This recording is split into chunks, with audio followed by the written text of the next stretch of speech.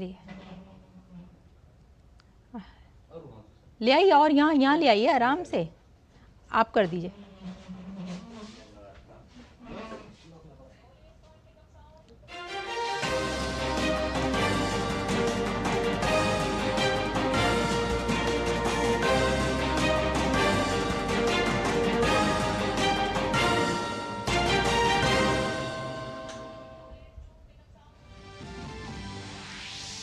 केरला के वायनाड में लैंडस्लाइडिंग से बड़ी तबाही, 122 अफराद हलाक। फौज की मदद से रेस्क्यू ऑपरेशन जारी, कई रियासतों ने भी मदद का हाथ बढ़ाया। केरला में 2 रोजा सोग, तमाम अवामी तकरीबात मुलतवी।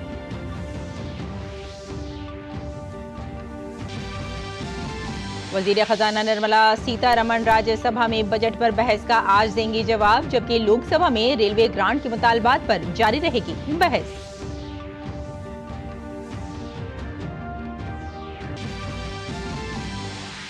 दिल्ली कोचिंग हादसे पर हाई कोर्ट में आज होगी समाअत। हादसे की आला सतही जांच का मुतालबा करने पर अर्जी दाखिल।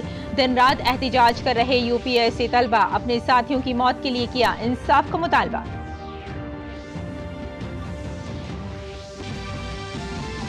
गुजरात के कई इलाकों में शदीद बारिश का अलर्ट, उत्तराखंड के कई अजला में शदीद बारिश की वार्निंग। देहरादून, उधम सिंह नगर और नैनीताल में आज स्कूल बंद।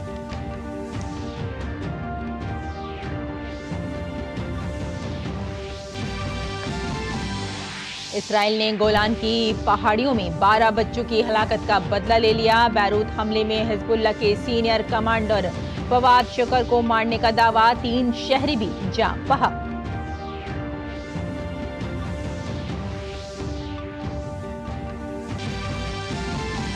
तीसरे टी20 मैच में भारत ने श्रीलंका को सुपर ओवर में शिकस्त देकर सीरीज 3-0 से जीत ली। सुपर ओवर में सिर्फ 2 रन देने वाले खिलाड़ी मैच के बेहतरीन खिलाड़ी करार। पेरिस ओलंपिक्स में आज भारतीय खिलाड़ी शूटिंग, बॉक्सिंग, बैडमिंटन और टेबल टेनिस में अपनी ताकत दिखाएंगे। टेबल टेनिस में मानिका बत्रा पर क्वार्टर फाइनल में जगह बनाने पर नजरें जमाए हुए होंगी, जबकि बैडमिंटन पर नजरें संधू और लक्ष्य सेन पर होगी मरकूज। आदाब नाजरीन, खबरनामे में आपका इस्तकबाल है। मैं हूं आपके साथ रेशमा फारूकी और इस वक्त की जो बड़ी खबर आ रही है वो हम आप तक पहुंचा देते हैं। तेहरान में हमास चीफ इस्माइल हानिया के हलाक होने की खबर, और आपको बता दें कि तेहरान के हमास में ये पेश आया है और तेहरान धमाके में इस्माइल हानिया को बताया जा रहा है कि हलाक हो गया है। और इस्माइल हानिया के साथ ही उसका ईरानी सिक्योरिटी गार्ड भी हलाक हो गया है, जैसे कि अभी खबरें आ रही हैं। ईरान के पासदाराने इनकलाब ने एक बयान जारी करके इसकी इत्तला दी है। इस वक्त की एक बड़ी खबर है। इत्तला के मुताबिक ही हानिया ईरान के सदर के हलफ बर्दारी में शामिल होने के लिए गया था और हमास चीफ इस्माइल हानिया के वहां हलाक होने की खबर इस वक्त आ रही है। तो इस वक्त की एक बड़ी खबर, एक बार फिर हम आपको बता दें कि तेहरान धमाके में इस्माइल हानिया हलाक हो गया है, जैसे कि अभी की एक बड़ी खबर है।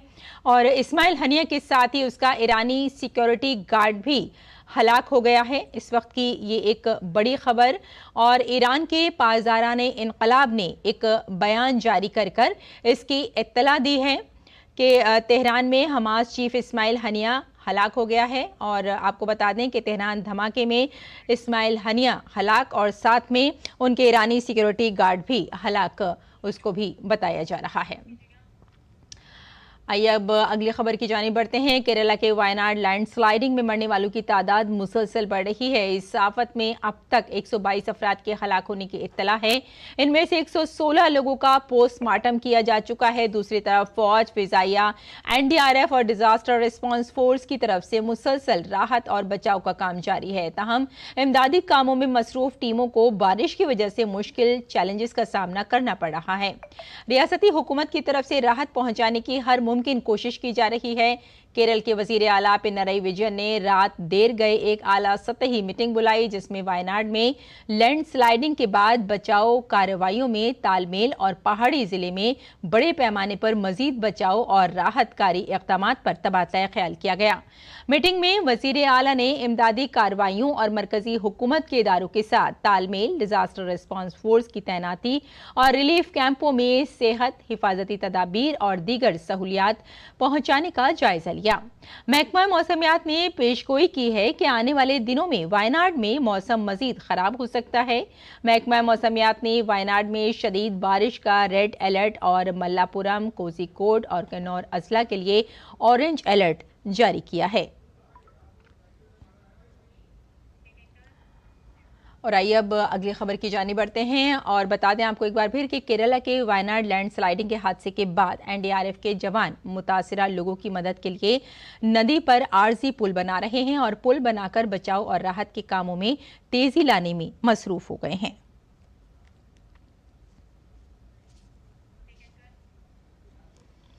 दूसरी तरफ केरल के वायनाड में फौज के जवान मुतासिरा लोगों के लिए इमदादी सामान के साथ बचाव और राहत का काम कर रहे हैं और इसमें मशगूल नजर आ रहे हैं।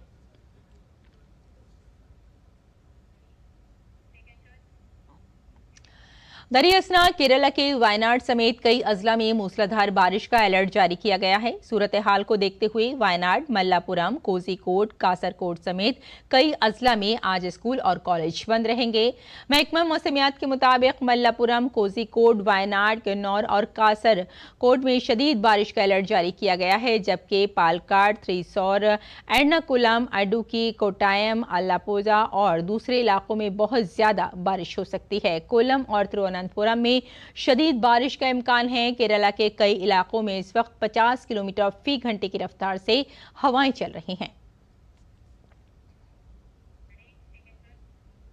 मगरबी बंगाल के गवर्नर सीवी आनंद बोस ने बात की डीडी न्यूज के नुमाइंदे नीरज से। आइए सुनते हैं कि उन्होंने क्या कहा।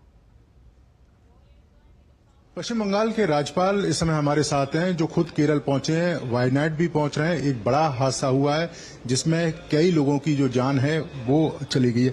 अभी सर करंट सिचुएशन क्या है वायनाड की? सर हम सब हाथ जोड़ के इस हादसे से उभरेंगे। भारत को उसका आंतरिक शक्ति है, ये शक्ति पहचानना है। हमारे माननीय प्रधानमंत्री जी ने कहा है जो कुछ करना है वो सब करेंगे, हम लोगों के साथ है।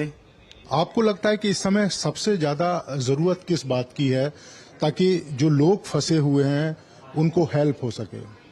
There are 4 stages to tackle any calamity. One is preparation for action, action, winding up. Before that there is intelligence. At all these stages we have to take care. It is stated that accidents are not accidental. There is a human factor behind it. This is not the time to analyze this. This is a time to act. Everybody should come together.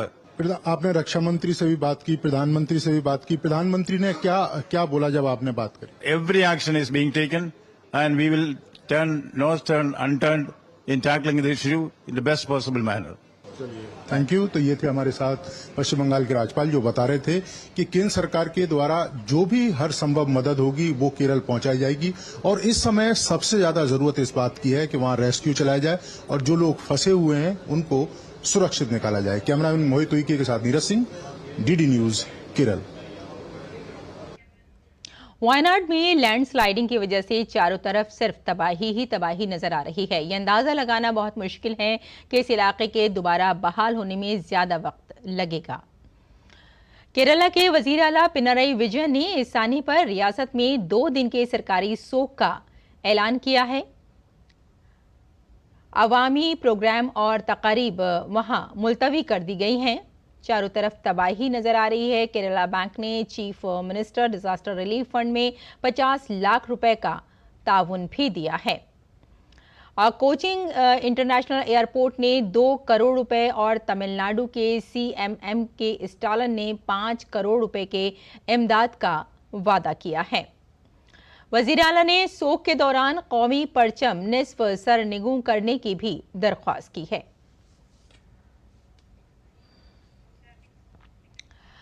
और इन दिनों parliament में budget session चल रहा है। आज राज्यसभा में budget पर बहस मुकम्मल हो जाएगी। इसके बाद वजीर खजाना निर्मला सीतारमण बहस का जवाब देंगी। रेलवे ग्रांट के मुतालबात पर आज लोकसभा में बहस जारी रहेगी। इसके अलावा इंडियन एयरक्राफ्ट बिल पर भी बिल पेश किया जाएगा। इससे कबल कल लोकसभा में वजीर खजाना ने अपोजिशन की तरफ से महंगाई और बेरोजगारी के हवाले से उठाए गए सवालात के जवाब दिए। वहीं बरसरे इख्तदार पार्टी इग्नियोर पार्लियामेंट की वक़ार और मुल्क के कारोबारियों को बदनाम करने के मसले पर हमलावर नजर आई। और साथ में हलवे की तकरीब में कितने SC, ST और OBC अफसरान ने शिरकत की। कायद हिज़्ब इख्तिलाफ राहुल गांधी के इस तबसरे पर वज़ीर ख़जाना ने अफसोस का इजहार किया और कहा कि अपनी ड्यूटी अंजाम देने वाले अफसरान की तज़लील करना दुरुस्त नहीं है। उन्होंने कहा कि इग्नोर के बारे में फैलाई जा रही गलत फहमी को लेकर अपोजिशन पर भी उन्होंने हमला किया। दिल्ली कोचिंग हादसे में 3 तालिब इल्मों की मौत को लेकर दिल्ली हाई कोर्ट में दायर PIL की आज समाअत होगी। इसमें हादसे की तहकीकात के साथ साथ आला सतही तहकीकात की फरियाद की गई है। दूसरी जानिब मंगल की दोपहर से हड़ताल पर बैठे तलबा ने गैर मुय्यना मुद्दत की भूख हड़ताल शुरू कर दी है। भूख हड़ताल पर बैठे तलबा का कहना है कि हड़ताल तब तक जारी रहेगी जब तक दिल्ली हुकूमत के अफसरान, मेयर, कॉरपोरेशन कमिश्नर, MLA, जल बोर्ड के अफसरान इनसे नहीं मिलने आएंगे। तलबा का मुतालबा है कि यहाँ तलबा के साथ जो सलूक किया जाता है उसे तब्दील किया जाए ताकि ऐसे वाक़यात दोबारा ना हों।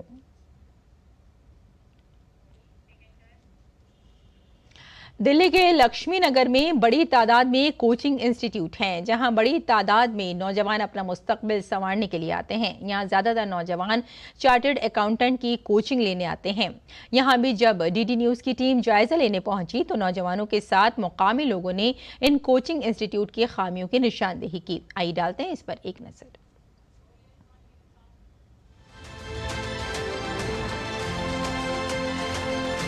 राजेंद्र नगर और मुखर्जी नगर की ही तरह पूर्वी दिल्ली के लक्ष्मी नगर में भी बहुत कोचिंग संस्थान हैं।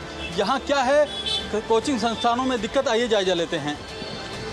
दिक्कतें ऐसी हैं कि फ़ीस बहुत ज़्यादा है और जितनी स्टडी होनी चाहिए वैसे होती नहीं है। जो एक स्टूडेंट को एक एक्सपेक्टेड रिज़ल्ट मिलना चाहिए वैसे मिलता नहीं है। एक बैच में कितने होते हैं? एक बैच में 15 अराउंड 50 बच्चे, 50 से 55 बच्चे। मैं स्टूडेंट हूँ एलन का, तो एक बैच में 50 से 55 बच्चे रहते हैं और बाकी क्वालिटी पे तो डिपेंड करता है कि टीचर कैसा है आपका। कहते हैं वैसे कि हम परसेंटेज निकलवा देंगे, हम ये करवा देंगे। कॉल आते रहते हैं फ़ोन पे पापा। कोचिंग संस्थान में जाने के लिए आपके 2 रास्ते होते हैं, एक आने का एक जाने का? नहीं, एक ही रास्ता है। क्या सुविधाएं उतनी दे पाते हैं ये कोचिंग संस्थान जितनी देनी चाहिए? नहीं, उतनी सुविधाएं नहीं दे पाते हैं कि वो कहीं स्मार्ट, जैसे अगर फीस बराबर ले रहे हैं तो स्मार्ट बोर्ड पे तो एटलीस्ट पढ़ाना चाहिए। स्मार्ट बोर्ड पे नहीं पढ़ाते हैं। कोचिंग के लिए तो हम नहीं प्रेफर करेंगे। अगर सेल्फ स्टडी कर सकते हैं घर पे तो वो बढ़िया है। कुछ स्थानीय लोग हैं हमारे साथ, बात करते हैं। सर, यहाँ की क्या दिक्कतें हैं? दिक्कत सर ये है कि एक तो जो ये कोचिंग खुले हैं, यहाँ की एक तो जो गलियाँ हैं बहुत ही मतलब छोटी तंग गलियाँ हैं और अगर कोई हादसा होता है तो उसमें भागने का भी मौका बंदे को नहीं मिल पाता है। दूसरा, यहाँ अधिकांश पानी की बहुत समस्या है बच्चों की। पीने का पानी नहीं मिल पाता है बच्चों को, पानी की बहुत बड़ी समस्या है। और बाकी यहाँ पे ना कंजेस्टेड सारा जितने भी ये बने हुए हैं सारे कंजेस्टेड गलियाँ हैं सब। उसमें अगर कुछ हादसा होता है तो भागने का भी मौका नहीं मिलता। रास्ते एक ही हैं जी, कोई और अदर रास्ता कोई नहीं है, एक ही रास्ता है। यहाँ तो सर इतनी पतली गलियाँ हैं कि अगर एक रिक्शा चला जाए तो एक आदमी निकलना मुश्किल हो जाता है। और यहाँ पे ऐसी बिल्डिंगें हैं कि जिनका MCD को नोटिस आ चुका है 10 बार, लेकिन उनके अंदर भी टूट फूट हो रही है। लेकिन उसमें से अगर जो 600 गज की 700 गज की बिल्डिंगें हैं उनमें ऑफिसें चल रहे हैं, उसमें एक जीना है। अगर कल के लिए कोई बात हो जाए तो उसमें निकलने कोई रास्ता नहीं है। ऊपर वाला ना करे, कोई बात हो जाए, खस जाए, आग लग जाए तो उसमें सारी मौतें ही होंगी, कोई बच नहीं सकता। उसमें एक जीना है, 1.5 फीट का जीना, उसमें कितने लोग निकल सकते हैं? 1.5 फीट के जीने हैं सर। और फिर यहाँ सबसे ज़्यादा लाइब्रेरियाँ चल रही हैं पार्किंग में नीचे, काफ़ी विद्यार्थियों ने ऑफ कैमरा बहुत कुछ बयां किया। ज़्यादातर विद्यार्थियों का ये कहना था कि इन कोचिंग संस्थानों में केवल एक ही रास्ता आने और जाने का है। अगर कोई इमरजेंसी पड़ जाती है तो एकदम हड़कंप मच सकता है, भागने में दिक्कत होगी, वहाँ से बाहर निकलने में दिक्कत होगी। बहुत सारी परेशानियाँ यहाँ के विद्यार्थियों ने बताई, लेकिन ज़्यादातर लोग कैमरे के सामने आने से बचते नजर आए। कैमरामैन सौरभ शुक्ला के साथ गिरीश निशाना, DD न्यूज, दिल्ली। पूरे मुल्क से नौजवान दिल्ली के राजेंद्र नगर, मुखर्जी नगर, लक्ष्मी नगर जैसे इलाकों का रुख करते हैं। नौजवान यूपीएससी इम्तिहान पास करने और मुल्क के सबसे बावकार ओहदों को हासिल करने के ख्वाब के साथ दिल्ली के कोचिंग मराकज़ में आते हैं। इस दौरान कई बार ये भी देखा गया है कि इन कोचिंग सेंटर्स में फ़ीसें बहुत ज़्यादा हैं और जो किराए है या फिर खाने के लिए भी काफ़ी महंगे बिलों का बच्चों को अदा करना पड़ता है। हमारे नुमाइंदे चंद्रशेखर ने कोचिंग सेंटर के तलबा के मसाइल जानने की कोशिश की। इस वक्त हम ओल्ड राजेंद्र नगर में खड़े हैं और यहाँ पर आप जानते हैं कि स्टूडेंट्स की अपने एक स्ट्राइक चल रही है। और क्यों है वो स्ट्राइक, उनसे बात करते हैं कि अभी भी मैं देख रहा हूँ कि स्टडी ऑन द रोड आप लिख रहे हैं, तो मतलब पढ़ भी रहे हैं और स्ट्राइक भी चल रही है। यस सर, हम पढ़ रहे हैं, पीसफुली प्रोटेस्ट कर रहे हैं। पुलिस के साथ हम लोग कोऑर्डिनेशन किए हैं और बहुत पीसफुली प्रोटेस्ट करना चाह रहे हैं, क्योंकि हम लोग फ्यूचर ब्यूरोक्रेट्स हैं। तो हमारी बुक्स ही हमारी पावर है, हमारे नॉलेज हमारा पावर है। कैसा रहता है यहाँ पे जो पीजी में आप लोग रहते हैं, क्या माहौल रहता है वहाँ का, कैसे कितना पैसा लगता है, किस तरीके से आप लोग रहते हैं, कैसे ज़िंदगी रहती है आपकी वहाँ? पहले तो मान लीजिए बाहर से हम आए, हमको कोई आइडिया नहीं है, तो हम कहीं भी जाकर रूम तक नहीं ले सकते हैं, आपको ब्रोकर के पास जाना पड़ेगा। हाँ, ये बहुत बड़ा मुद्दा है। और ब्रोकर सब एक दूसरे के साथ मिले हुए रहते हैं। उसके बाद फिर देखते हैं कि 15,000 रुपये रेंट है, तो ब्रोकर बोलेंगे 7,500 रुपया पहले ही हमको देना पड़ेगा, तभी जाके आपको हम रूम दिलाएंगे, नहीं तो रूम नहीं दिलाएंगे। और रूम कितना छोटा, बहुत छोटा। बिजली का बिल काफ़ी रहता है। अभी तो कुछ समय पहले मेरा रूम जो है वो 4th फ्लोर पे है, ठीक है, तो AC का बिल आया 5,000। तो इतने मतलब बहुत ज़्यादा बिल आते हैं बिजली। लड़के जैसे तैसे रह जाते हैं, लेकिन लड़कियों के लिए सेफ्टी, सिक्योरिटी ये सब कंसर्न है। और एक अगर सेफ रूम मैं यहाँ पे ढूंढूंगी तो 15 to 18,000 का मिनिमम रूम मिलता है। राव में जो हुआ, बस इस चीज़ का अकाउंटेबिलिटी नहीं है, बाकी सारी चीज़ों का अकाउंटेबिलिटी, कौन अकाउंटेबिलिटी ले रहा है, कौन रिस्पॉन्सिबिलिटी ले रहा है। और ऐसा नहीं कि चीज़ें सिर्फ बदल गई, सिर्फ बदलना नहीं है, जो एक्चुअली रिस्पॉन्सिबल है उनको पनिशमेंट भी मिलना चाहिए। जो लाइब्रेरी ऑपरेट हो रही थी, वहाँ भी स्टूडेंट क्या करते हैं, वहाँ पर स्टूडेंट केयर टेकर बन जाते हैं, जिससे उनको 8 से 10 हज़ार मिल जाए कुछ, वो फिर घर पे रहे या तो वहीं पर लाइब्रेरी में सोते हैं। सर आप सोचिए क्या हालत है। 2 टाइम का खाने का खर्चा सर यहाँ पर टिफ़िन अगर लगाए ना 4,200 रुपये, तो टोटल खर्चे हो जाएंगे हमारे। और टोटल खर्चे अगर टोटल हम मिला दे, आने जाने, ट्रांसपोर्टेशन सब कुछ मिला दे, 35,000। और कोचिंग की फ़ीस, मैं जहाँ कोचिंग करता हूँ, विजय IAS की फ़ीस है 2,35,000 रुपये। आप दुकान यहाँ सारी लगती हैं, गरीब लोग दुकान लगाते हैं, अंडे के, मोमोज़ के, आप सबको मिल जाएंगे आपको यहाँ पे।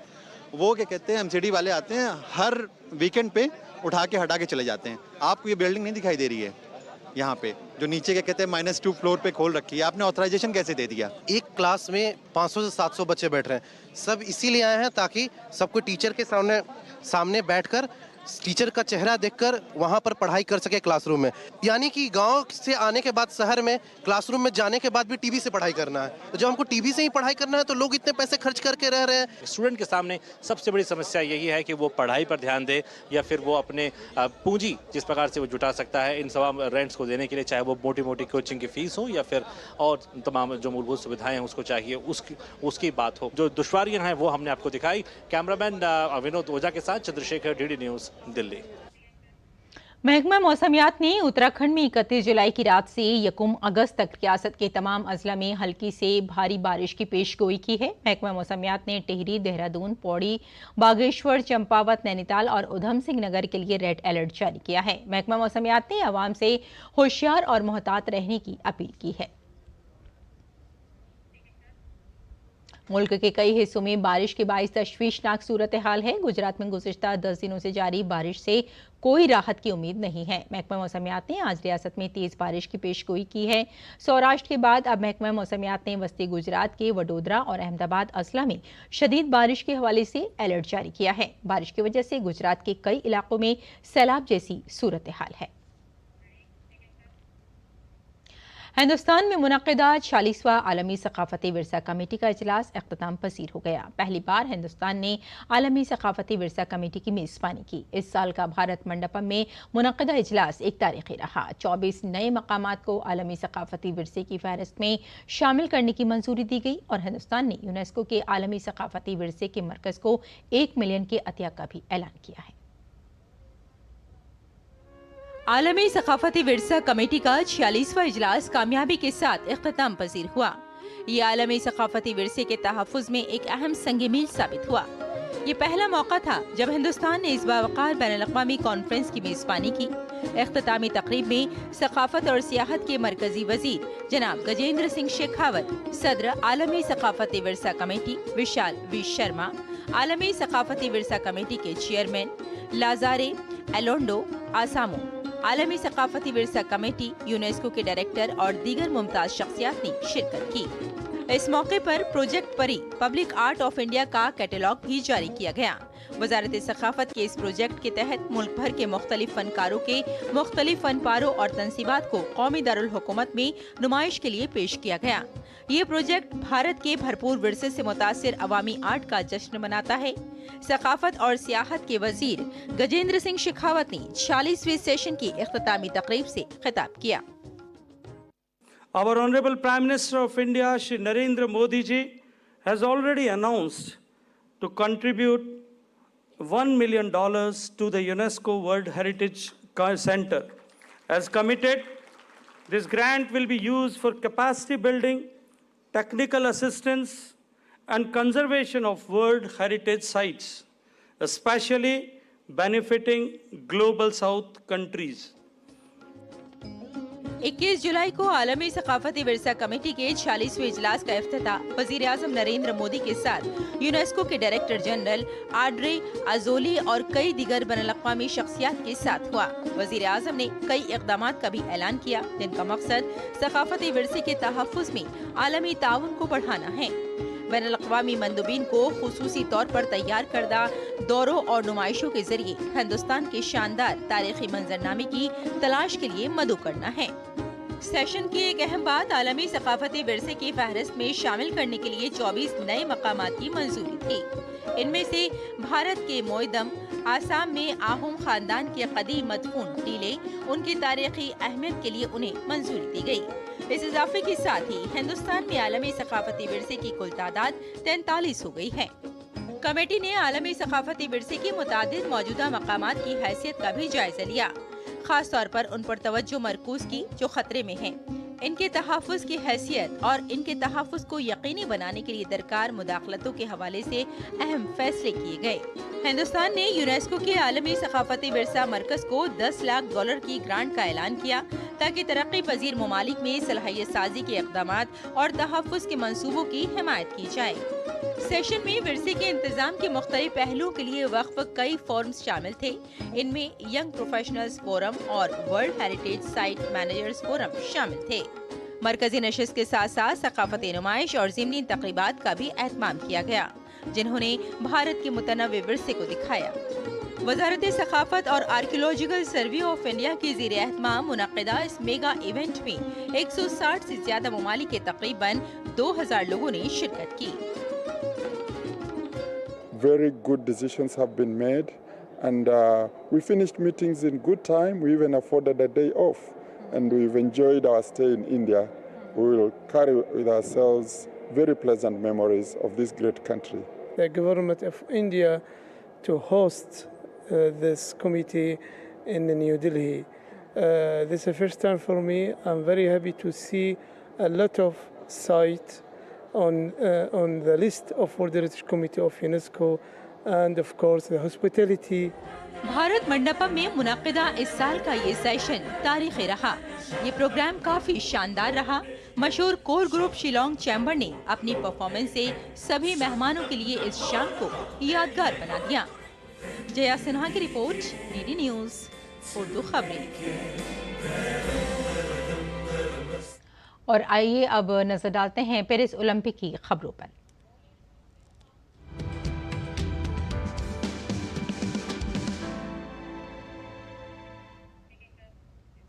आज भारतीय खिलाड़ी पेरिस ओलंपिक में शूटिंग, बॉक्सिंग, बैडमिंटन और टेबल टेनिस में जीत के इरादे से उतरेंगे। शूटिंग में खवातीन के ट्रैप क्वालिफिकेशन में भारत की श्रेयासी सिंह और राजेश्वरी कुमारी फाइनल में जगह बनाने की कोशिश करेंगी। अगर वो फाइनल में पहुंचने में कामयाब रहती हैं तो उसे आज ही तमगे के लिए खेलना होगा। शूटिंग में ही ऐश्वर्या प्रताप सिंह और स्वप्निल किसले 50 मीटर राइफल 3 पोजीशन में क्वालिफिकेशन राउंड में हिस्सा लेंगे। बैडमिंटन में दोबारा तमगा जीतने वाली पीवी सिंधु अपना दूसरा ग्रुप मुकाबला खेलने के लिए कोर्ट में उतरेंगी। सिंधु का सामना एस्टोनिया क्रिस्टन कोबा से दोपहर 12:50 पर होगा। बैडमिंटन में भारत के लक्ष्य सेन मर्दों के संगस में ग्रुप मैच खेलेंगे। लक्ष्य का मुकाबला इंडोनेशिया के लियोनार्डोस जोनाथन क्रिस्टी से दोपहर 1:40 पर होगा। घुड़सवारी में हिस्सा लेने वाले वाहिद भारतीय सवार अनुष अग्रवाल आज अपनी मुहिम का आगाज करेंगे। 24 साल अनुष इनफरादी ड्रेसेज इवेंट के ग्रुप राउंड में हिस्सा लेंगे।